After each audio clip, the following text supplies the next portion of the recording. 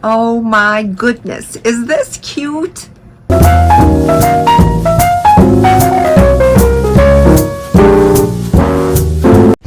Hi, welcome to my channel, The Great Jelly Library, where we love to talk about books. My name is Flossie. Thank you for joining me. I always look forward to your visit. Happy New Year! Today we are going to do a book review on my very last book of 2025. This is the book I wrapped the entire year up with. I read it in honor of the Christmas season.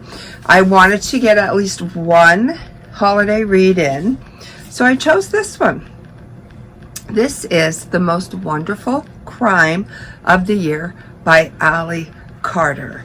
Now, I went into this with some sort of expectation that it was going to be murderous, villainous.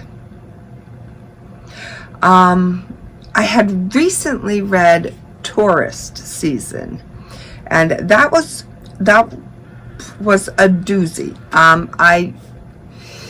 I finished it, but barely. It took everything that I had because it left some damage.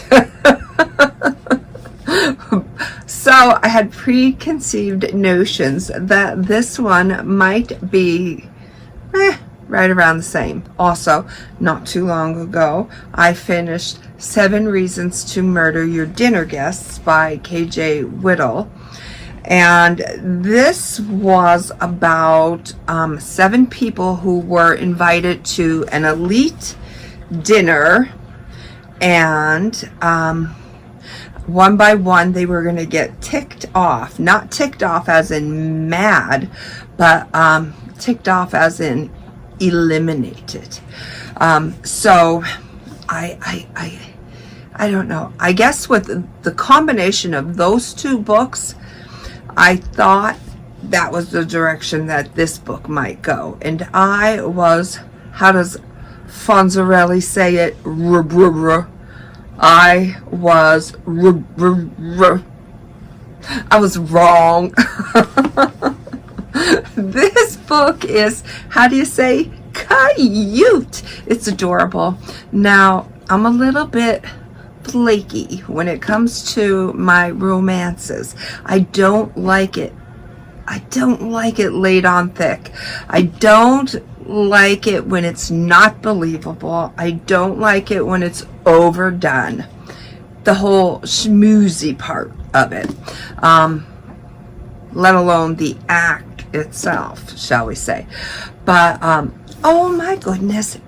Perfecto. Perfecto. Now, this is how it should be done. Cute, cute, cute. I would want a boyfriend like Ethan. I would want a boyfriend like Ethan if I considered him to be cute. I don't consider him to be cute, but my God, he's a doll. His personality, he's a doll. So, yeah,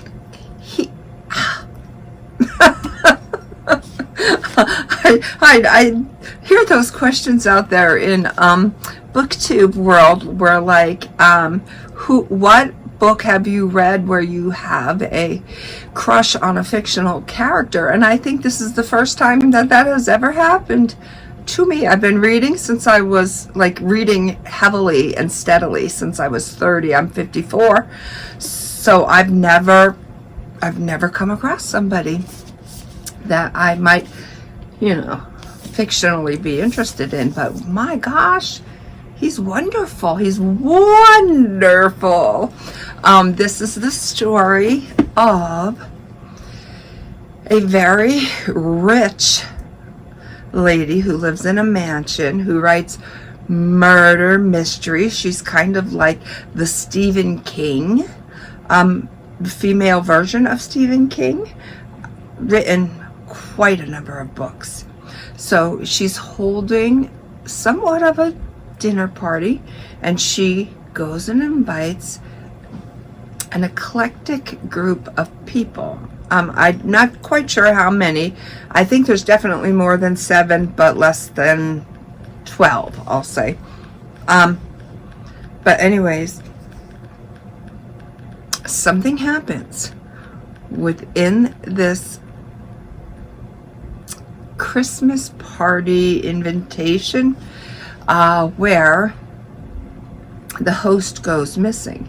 She was in a locked room, bolted from the inside, but somehow everything was intact, but she was not in that room. Where did she go? What happened? We pull a Houdini here. So the book starts to take on, at that point, Scooby-Doo vibes. It's pleasant. We're trying to solve a mystery.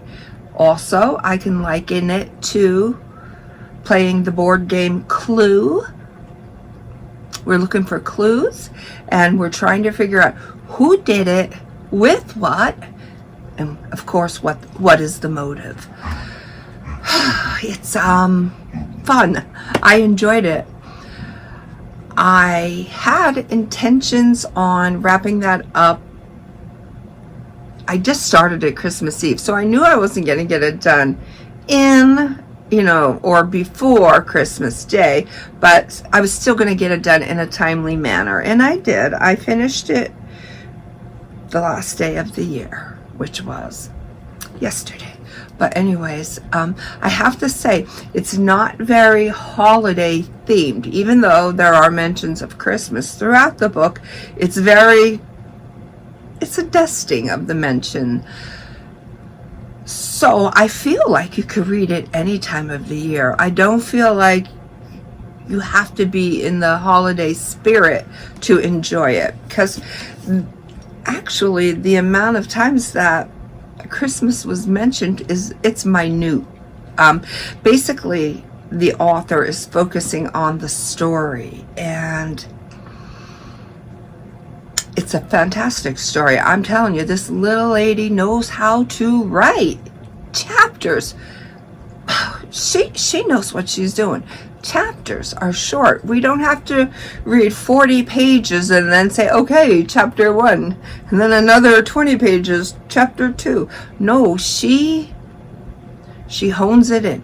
She's 2 pages most for each chapter, and I'm not quite sure how many chapters there were. 64 or more, so we'll just leave it at that, because I don't want to keep you going here. But epilogue, maybe we can find it fast. I'm a fibber. That last one is long. Not long. It's the last one, maybe is 4 pages. So 66 chapters.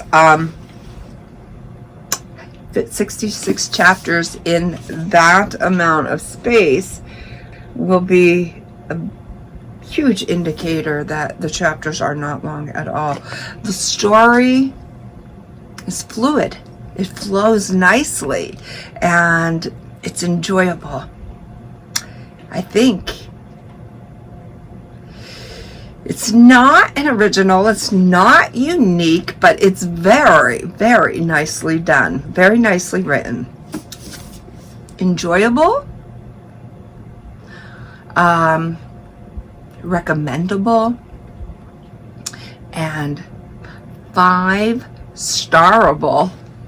This one is a winner too. So I ended my old year with a bang. I hope that I will begin my new year with one too.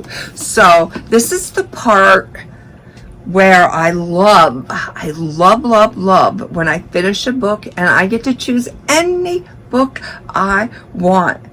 And I always, I don't like to have a book lineup.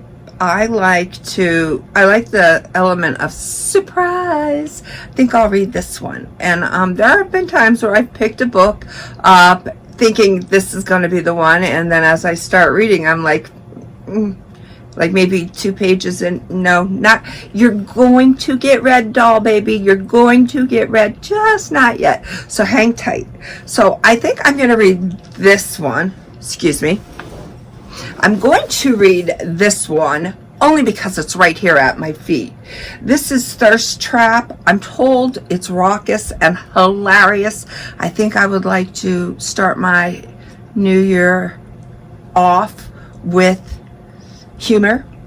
This is written by, oh, I don't want to say it because I don't want to mispronounce. So we'll just say Mrs. O'Hare, and until I can learn how to pronounce that. So yeah, there's that. I'm going to read this one because I'm just so curious as to what it's about. Next review coming up is going to be this one, Walter Mosley, Grey Dawn. Cannot wait to tell you about this one. Until I get the chance to do that, know that you are loved. Be well, be good, be reading.